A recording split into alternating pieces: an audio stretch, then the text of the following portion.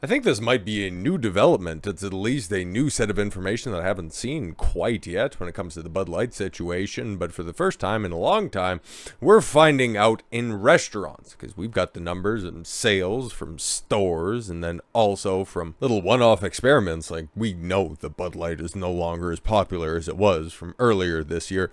Well, the first 3 months out of this year. It's all been downhill since April, as we all very well know. But what's happening at the restaurants? What's happening at the bars? Sure, we've all heard a whole bunch of different things, but I'm not somebody who wants to go on hearsay and conjecture. I want to take a look at the numbers. Now that we finally have them, well, it just kind of reinforces the trends from everywhere else. So I don't know if we're really surprised or not, but maybe these specific numbers, maybe might be a little bit shocking. Bud Light fell from first place to fourth place. Yo, that's even worse than just the sales data, because it fell from first to second place, where it had a sizable gap. But at the direct to consumer, not having to worry about being caught out in public with a case of Bud Light, if you just want to pint at dinner, well, ain't nobody buying that stuff out there in public. But from first to fourth place behind Miller Lite, Michelob Ultra, okay, so InBev's not exactly all that shook up about it, and Coors Light. So the top four, it was controlled by two bigger corporations, right? Because Miller and Coors is still under the Molson Coors umbrella, fantastic, and Anheuser-Busch owns the second and fourth place with Michelob Ultra, okay? The report by hospitality data firm Union found that sales of Bud Light, whose partnership with, yes, Dylan Mulvaney, we all know the name, we can't forget the name, and unfortunately we're not going to be able to forget the visage for a very long time, sparked a nationwide boycott, fell by 34% at high volume bars and restaurants in the second quarter. That right there, that's a number that I seen, and it's like, wow, that is a third of the volume sold at large enough to track restaurants and bars. Like, yo, just think in your small town, wherever word of mouth travels in regards to the Bud Light situation, the same places that Anheuser-Busch tried to take for granted that those stupid hicks, they'll just buy any of this stuff. Just think of how bad those individual places are going. Those are at least in the affluent parts, where you'd have a decent mix of a whole bunch of ideologies. But Bud Light's dead. It's dead in the water, man. Holy. In contrast, Miller Lite, which is a property of Molson Coors conglomerate, was catapulted to the top spot, seeing a 20.7% increase in sales during the 3 months that ended on June 30th, according to data from Union. Michelob Ultra, which is also, yes, under the Anheuser-Busch InBev umbrella, took second place, seeing a 3.6% uptick in sales. Interesting, but okay, Miller Lite was up 20.7%. Holy shit, man, that's crazy.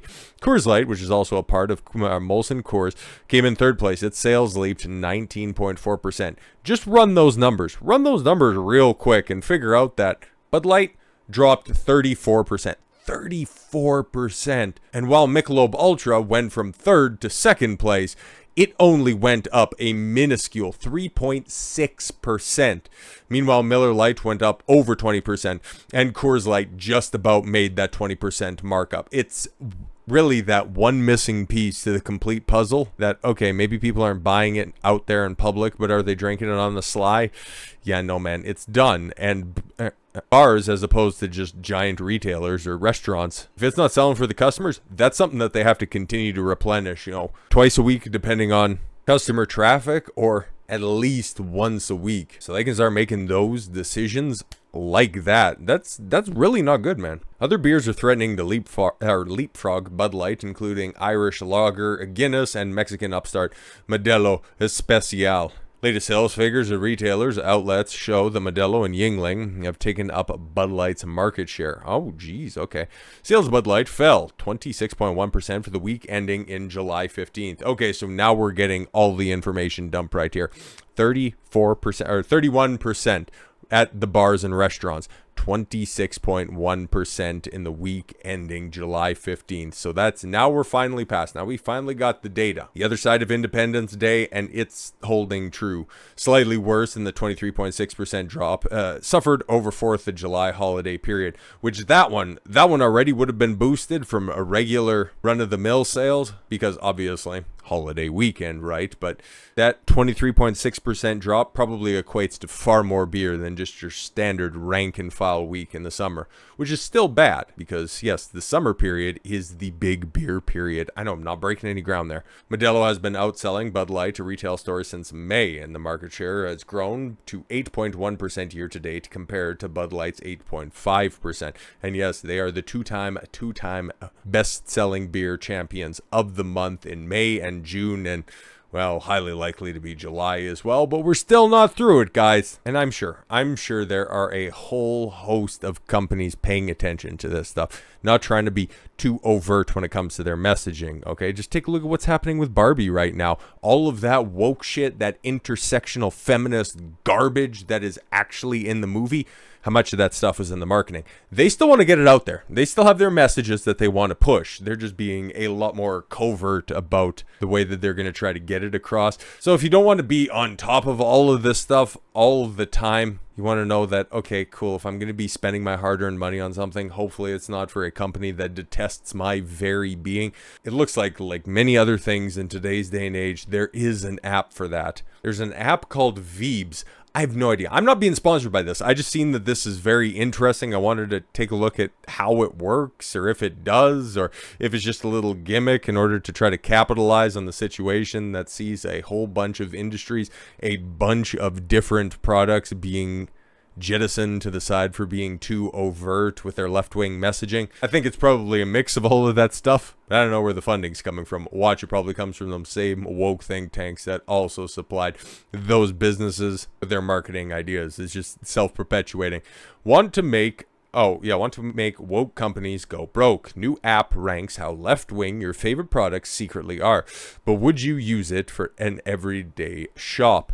Well, you just generally have this intuition that larger companies, something that's a part of a conglomerate company, probably has some ideological strains to it, but how far can you really go off of like the big 5 corporations without, I don't know, buying all of your stuff at a farmer's market? That's just unfeasible for, so many people that are out there. But maybe indirectly, this app will just show and kind of enlighten people to just how few companies actually control everything. Like you got what? Unilever, General Mills, Mars, Coca-Cola. Like there's a handful of little companies that run everything. So if they show that stuff, maybe it might be a net positive. But what are we doing here? The saying, get woke, go broke, or go woke, go broke is the one that they want to use. Whatever, a bunch of different permeations have entered common parlance in recent years, and Americans have been offered the chance to easily avoid companies whose politics they find too progressive. There's an app called Veebs. It allows users to scan barcodes of products while shopping in supermarkets and provide instant information on whether the owners of the product have donned an activist cap to wade into controversial social issues. To judge the ideological standing of everyday items, Veebs' algorithm calculates a V-score from 1 to 100. The lower the score, the woker the company. Okay. I'm slightly interested by this because even as much as I keep up on all of this stuff, I'm still going to miss a whole bunch of stupid campaigns. I just want to know how it's all weighted. Like, what does this do? After reviewing a range of products from hot sauce to furniture, Ben & Jerry's ice cream unsurprisingly came in with the worst score of just 20. Oh, one of the worst scores.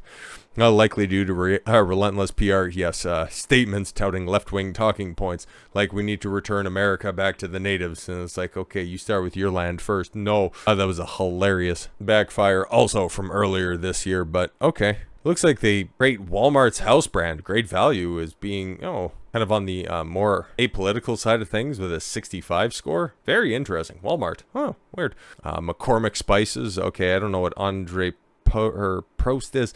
Albertsons. Okay, it doesn't really seem all that good once you start to get closer to about 50, but okay, interesting. To use the app, the camera on the smartphone becomes a barcode reader to determine which product is being reviewed. Okay, that makes sense. And then it'll calculate a V-score within seconds and can change in real time based on any ill-thought-out public statements or disastrous woke advertising a company may push. The app compares its V-score ranking to a financial credit score, including both objective and subjective information to gauge how liberal a brand is. Score is based on public information available through the company, including financial reports, statements, press releases, interviews, ad campaigns, and social media. That's not a bad cross-section of things if you're going to be taking a look at it, okay? Especially the financial side of things. That's where all of the donations get made, to see who's influencing and which companies those other companies are also influencing in order to do their dirty work. So if you run all of that stuff together, makes a whole lot of good sense right there. Veebs says it also crams as much data as our servers can consume into the algorithm, which is also variable based on political preferences the user can add to their profile. Among preferences available for the users to add include America First. Oh no, well, I guess if you're just trying to buy your cat ears in bulk, and social justice, which can color code scores to approve the woke-minded products like Ben and Jerry's. I don't know what hoops you would want to jump through in order to try to validate your choice of purchasing Ben and Jerry's when like Haagen-Dazs and I don't know what other boutique and ice creams are out there. Just don't. Okay, it's way too overpriced. Get the great value version. I'm sure it's fine. Do they sell pints? I don't know. However, the app is not without flaws. Most notable is a relatively limited number of products that can be scanned.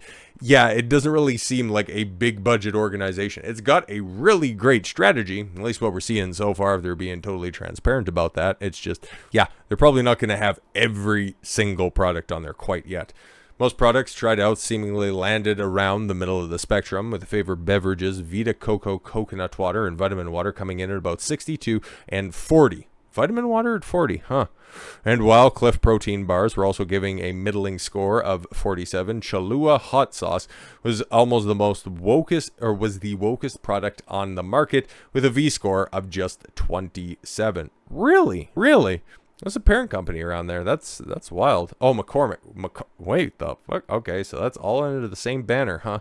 Interesting. What makes that different? Huh. Following the fervor of the app's launch, Veebs CEO Chris Rhodes told the Daily Mail that his team were thrilled with the early enthusiasm. We look forward to even more people making informed decisions during their visits to the grocery store, he said, adding what he expects to be 500,000 items to be reviewable on the app by the end of the year. Yeah, man. Okay, because people talk about, oh, be mindful of your decisions, support local creators, or support local businesses and all that shit. Well, they could be just as bad as the big businesses. Not like a strictly dollars and cents comparison, but at a per capita rate, they could be just as bad. So if you have a third-party intermediary that can go ahead and crunch the numbers for you, as long as they keep it honest, okay? It seems like a hell of a good product to have out there to add to your arsenal so you can make informed choices and stop funding the terrible ideas that run contrary to your own principles and values. So with all that said, thank you all very much for the gift of your time. I've been Don Consuelo. I want you to follow your gut and get after it. Take care, everyone.